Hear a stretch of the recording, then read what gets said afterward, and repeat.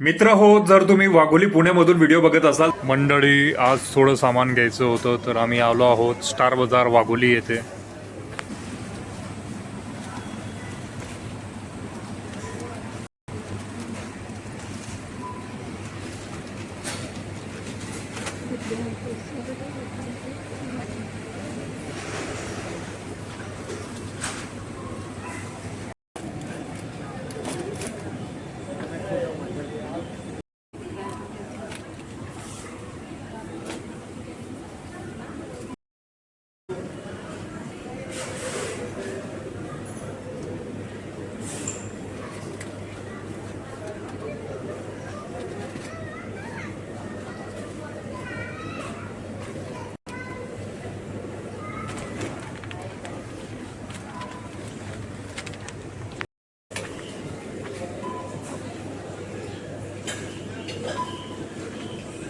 तर मित्रांनो, आम्ही मॉलमध्ये जाऊन आलो स्टार बाजार वाघोलीमध्ये.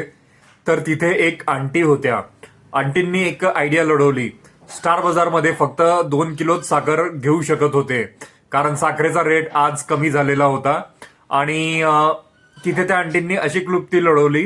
त्यांनी म्हटलं, आम्ही 3 लोक आले आहोत आणि स्टार बाजारचे जे एम्प्लॉई होते ते फक्त 2 किलो साखर घेऊ देत होते.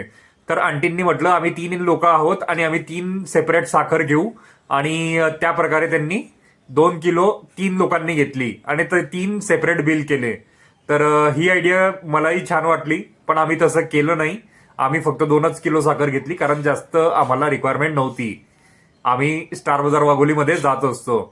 तर आम्ही ही आयडिया प्रमोट करत नाही आहोत, बट जस्ट एक इव्हेंट आजचा म्हणजे जो झाला तो मला तुमच्यासोबत शेअर करायचा होता. स्टार बाजारमध्ये जे झुडिओ होतं, तर झुडिओ सध्या बंद झालेलं आहे.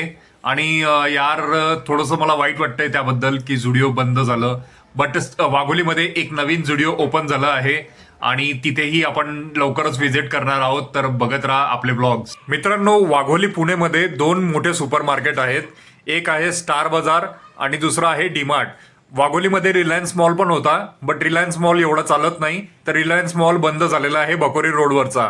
आणि आयव्ही इस्टेट रोडवरती रिलायन्स मॉल आहे, बट तो प्रोसेसमध्ये सुरू आहे. म्हणजे कधी सुरू राहतो कधी बंद राहतो, अशा प्रकारे तो मॉल आहे. बट आम्हाला जर जेव्हा जेव्हा शॉपिंग करायची असते तेव्हा आम्ही डीमार्ट किंवा स्टार बाजार वाघोलीमध्ये नक्की जातो. वाघोलीमध्ये इतरही काही शॉप्स आहेत, लहान मोठे असे खूप सारे शॉप्स आहेत.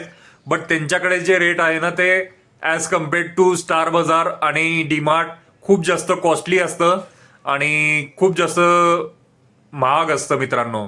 म्हणून आम्ही या मोठे जे मॉल्स आहेत तिथून बल्कमध्ये शॉपिंग करण्याचा आम्ही नेहमी प्रयत्न करत असतो. तर या व्हिडिओला जास्तीत जास्त लाईक करा आणि तुमच्या मित्रपरिवारासोबत व्हिडिओ शेअर करा. आणि जर तुम्हाला व्हिडिओ आवडला असेल तर कमेंट करू शकता.